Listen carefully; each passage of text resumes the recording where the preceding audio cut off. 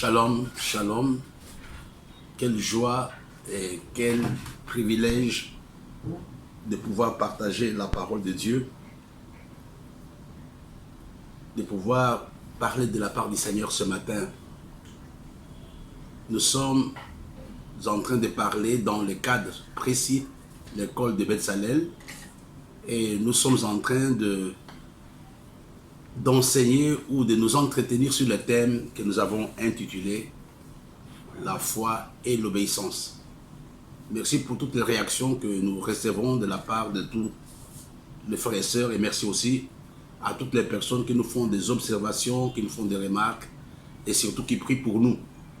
Que Dieu vous bénisse, quel que soit l'endroit où vous êtes, que vous soyez à Abidjan, que vous soyez à Kinshasa, en France, à Lubumbashi, à Libreville, à Cotonou, à Lomé, quel que soit l'endroit où vous êtes, à Douala et à Yaoundé, quel que soit l'endroit où vous êtes, nous voulons vous saluer ce matin de la part de notre Seigneur Jésus-Christ. Nous allons lire deux textes. Et je vais être beaucoup plus pratique ce matin dans l'enseignement qu'on va faire. Le premier texte, c'est le texte qui nous a servi de support depuis que nous avons commencé dans le livre d'Ésaïe, au chapitre 1, versets 19 à 20.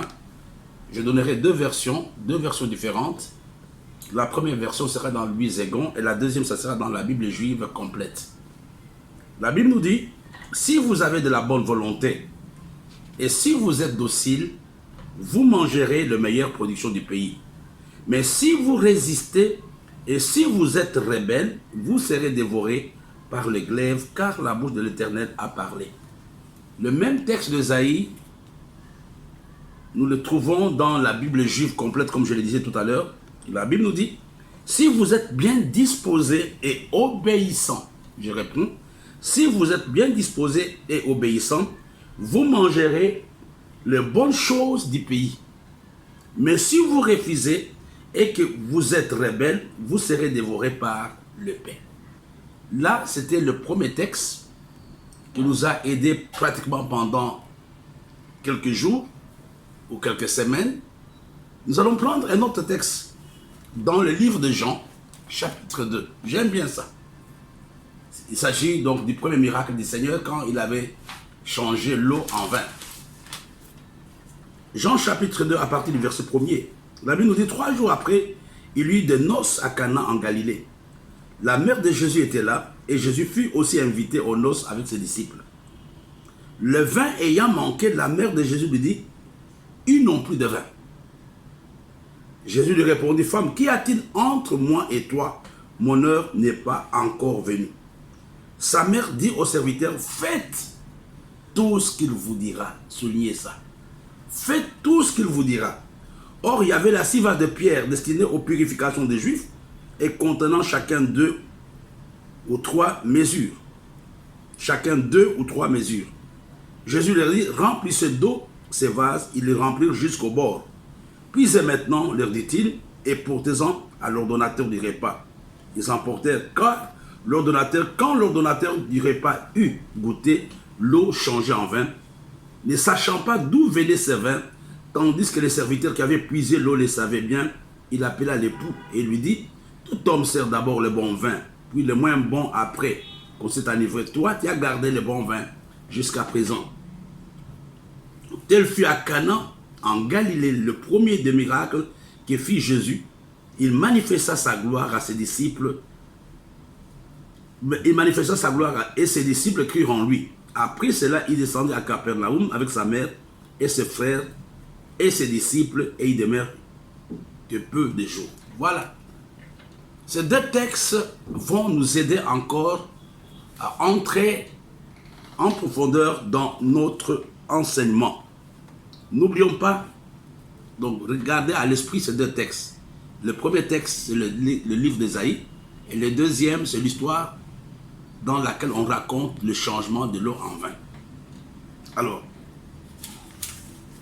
j'aimerais d'abord donner quelques petites vérités qui sont essentielles pour notre enseignement. La première vérité, l'obéissance et la foi sont complémentaires dans l'accomplissement de notre salut.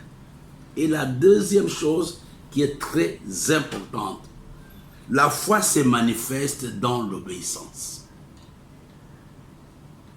Je vous dis que la véritable foi se manifeste dans l'obéissance. Je prends un exemple classique. Pourquoi les gens ne paient pas leurs dîmes? Vous allez me dire, ils aiment l'argent. Non, les gens ne payent pas leurs dîmes pour deux raisons simples. La première raison, ils ne croient pas dans ce que la dîme peut faire. Et la deuxième raison, ils désobéissent. La troisième chose, on ne peut pas prétendre obéir à Dieu si on n'a pas la foi, si on ne croit pas en lui. Tu ne peux pas dire que non, voilà, moi j'obéis à Dieu et en même temps, je ne crois pas dans ce que Dieu dit. Donc les deux réalités sont opposées. L'obéissance et la foi doivent marcher ensemble. Je reviens à mon exemple de la dîme. Je paye la dîme. Premièrement, j'obéis à Dieu. Non seulement j'obéis à Dieu, je crois aussi dans les avantages, dans les bénédictions qui sont liées à la dîme. Et beaucoup de fois, nous nous trompons. On ne peut pas dissocier la foi de l'obéissance. Là, c'est impossible. La troisième chose, l'obéissance qui compte a pour départ la foi en Jésus-Christ. Donc, un homme qui n'a pas de relation avec Jésus, un homme qui ne s'est pas réconcilié avec Jésus, ne peut pas prétendre obéir à Dieu et ne peut pas prétendre avoir la foi. Si Marie a eu le courage de venir dire aux disciples, faites tout ce qu'il vous dira, parce que Marie croyait en Jésus, parce que Marie connaissait qui il était. Les autres ne le connaissaient pas. Pour obéir, je dois d'abord croire en lui. Et je dois avoir une relation avec lui. Donc, l'obéissance qui compte est celle qui a pour point de départ la foi en Jésus. Et la cinquième réalité, on va voir ça tout à l'heure, il est impossible d'obéir au commandement de Dieu si on ne s'est pas réconcilié, comme je le disais, avec Jésus. Vous allez me dire, mais il y a des gens qui... Non frère, tu ne peux pas dire que tu as la foi, mais entre-temps, tu ne te soumets pas à ce que Dieu te dit. Il y a certains domaines, vous voyez, aujourd'hui notre foi, elle est sélective. Il y a des choses auxquelles nous voulons, nous sommes prêts à obéir, mais il y a beaucoup de domaines dans lesquels nous n'obéissons pas. La foi et l'obéissance, je dis bien, la foi commence, ou l'obéissance commence quand je crois en Jésus, quand je crois dans ce qu'il me dit. Quand je crois que ce qu'il me dit est vrai, quand je crois à la parole de Dieu, que ce que la parole de Dieu enseigne est vrai, ça sera facile pour moi pour obéir. C'est la raison pour laquelle, il y a quelque part, la Bible nous dit que la loi est dure pour les charnels. Et là, c'est vraiment important. On va lire des textes. Jean chapitre 15, verset 14. Écoutez ce que la Bible nous dit. Vous êtes mes amis si vous faites ce que je vous commande. Vous êtes mes amis, Jean chapitre 15, verset 14. Vous êtes mes amis si vous faites ce que je vous commande. En d'autres termes, si je ne fais pas ce que Dieu me commande, je ne suis pas ami de Dieu, je suis rebelle. Quand je préparais la réunion, j'étais vraiment interpellé là-dessus. Vous êtes mes amis si vous faites ce que je vous commande. Prenons la même phrase à l'opposé. Vous êtes mes ennemis si vous n'obéissez pas à ce que moi, je vous commande. Beaucoup de problèmes que nous avons en tant que chrétiens proviennent du fait que nous sommes nous-mêmes les ennemis de Dieu. Ce n'est pas... Ma femme aime souvent dire, souvent nous sommes les sorciers de nos propres vies par notre désobéissance. Il n'y a personne qui combat ce que tu fais, Mais ta désobéissance t'a mis en rébellion, t'a mis en contradiction, t'a mis en opposition vis-à-vis de Dieu. Vous êtes mes amis si vous faites ce que je vous commande. Ce sont les paroles du Seigneur. Donc, je donne un exemple. Excusez-moi. Je prends un exemple. Je sais bien que me marier à un inconverti, Dieu ne me le recommande pas. Je vous ai dit que la révélation ne peut pas aller à l'encontre de ce que la Bible nous dit. Même si c'est le pasteur qui m'a dit, même si c'est le prophète qui m'a dit que voilà. Mais si ce qu'il me dit ne cadre pas avec ce que la Bible enseigne, avec la parole de Dieu, sans me rendre compte, je deviens ennemi de Dieu et je deviens ennemi de ma propre vie. Vous êtes mes amis. L'opposé de l'ami, c'est qui? C'est ennemi.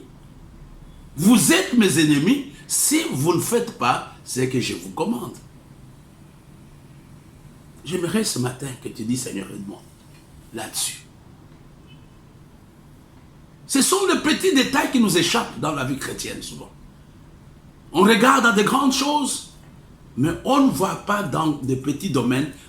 Dieu t'a demandé de pardonner. Tu peux me prêcher, tu peux faire des miracles, mais tu es ennemi de Dieu parce que tu n'as pas obéi à ce qu'il t'a demandé. Qu'est-ce qu'il t'a commandé? C'était de donner le pardon.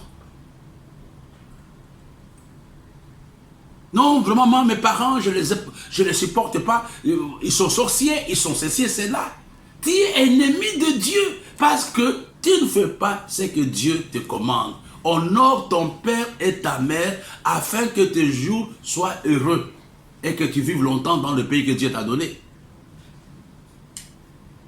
N'oublie pas ça.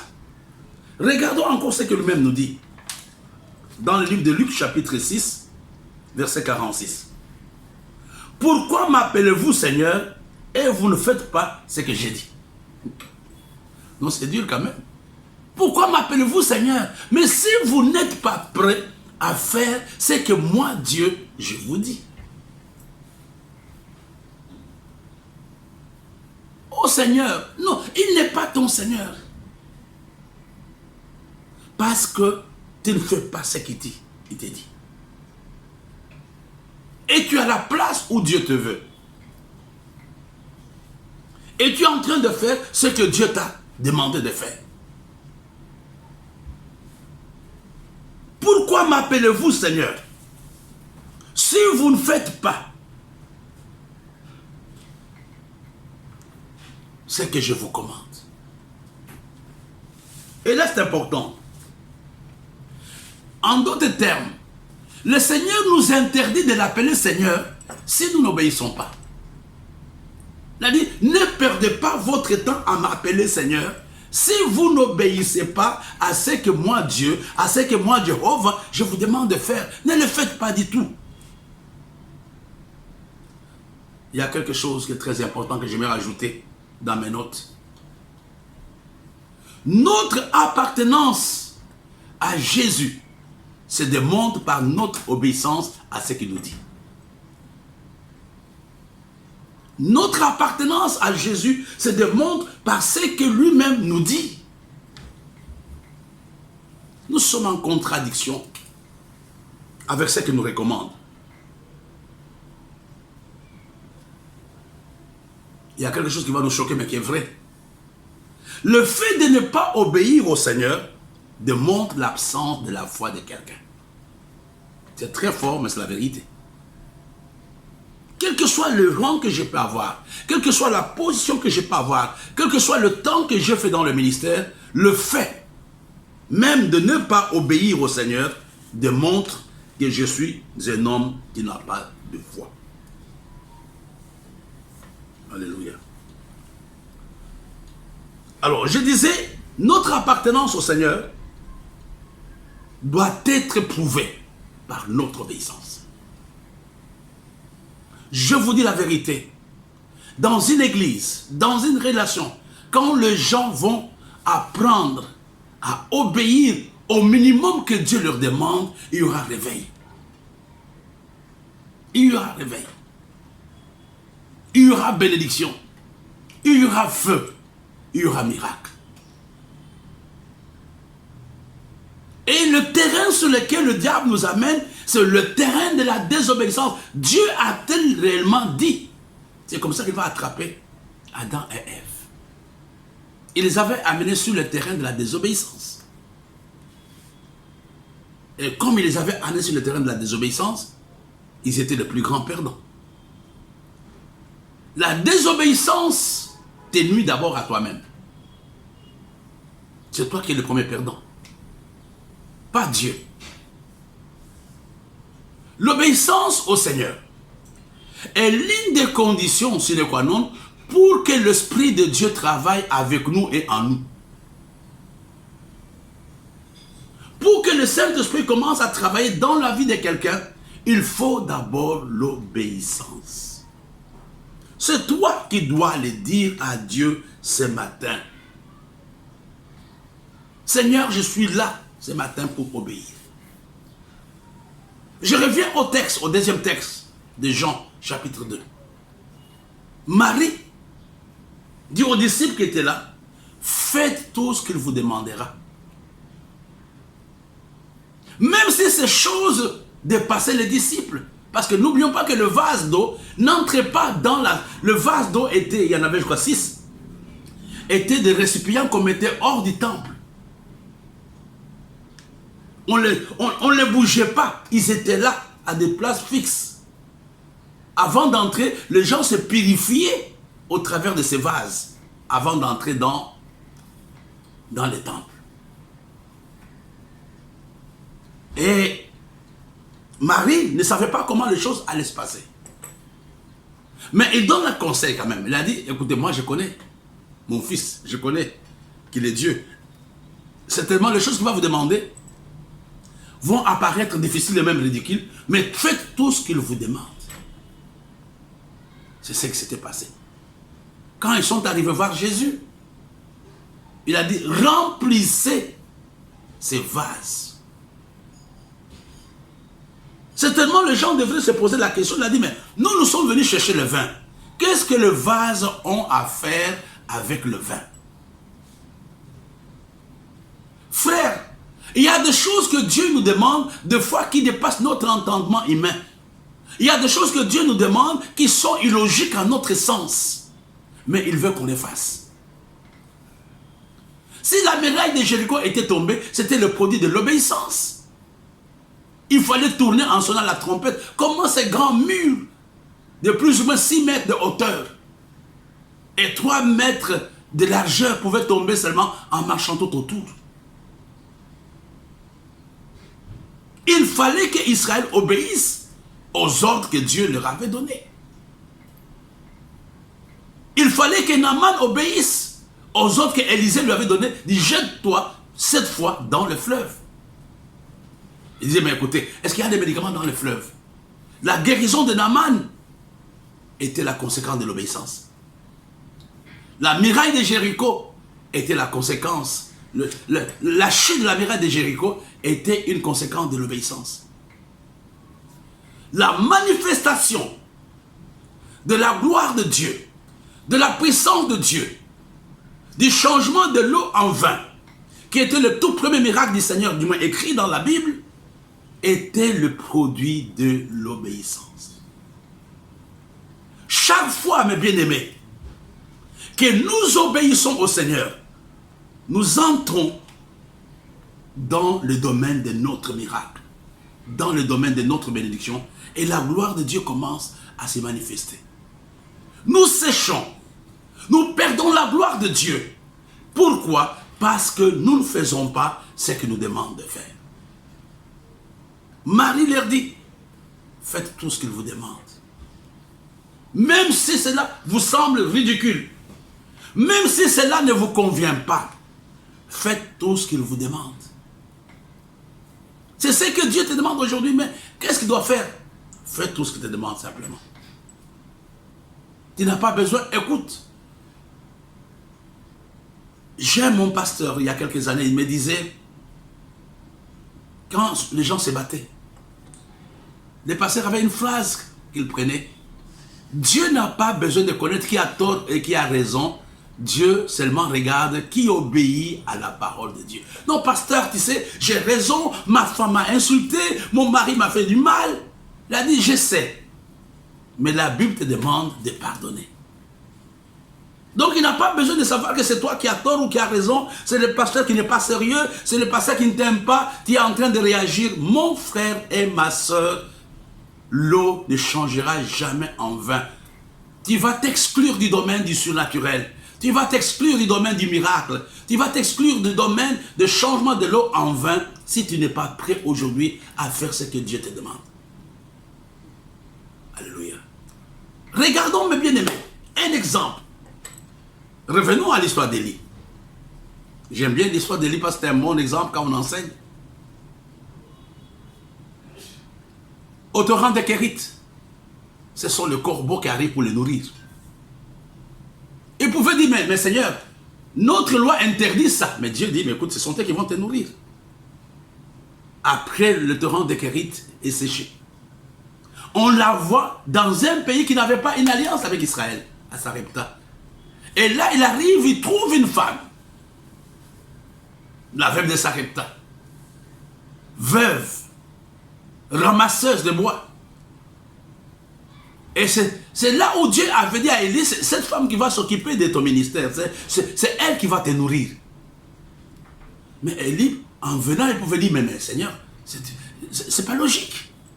Cette femme me dit qu'elle n'a rien à faire, qu'elle a un peu de farine, elle mange, elle va mourir. Mais comment cela va se passer? La femme a essayé de décourager Élie. Mais Élie dit, donne-moi d'abord. L'obéissance va au-delà de nos émotions et de nos sentiments ou de nos considérations personnelles. Elle va au-delà de ça. Élie dit, fais-moi d'abord le pain que je mange.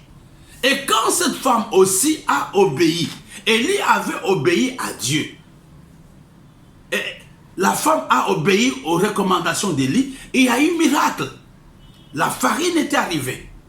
L'huile était arrivée à cause de l'obéissance. Tu sèches aujourd'hui. Nous séchons aujourd'hui. Est-ce que nous nous sommes arrêtés pour voir quels sont les domaines dans lesquels nous n'avons pas obéi?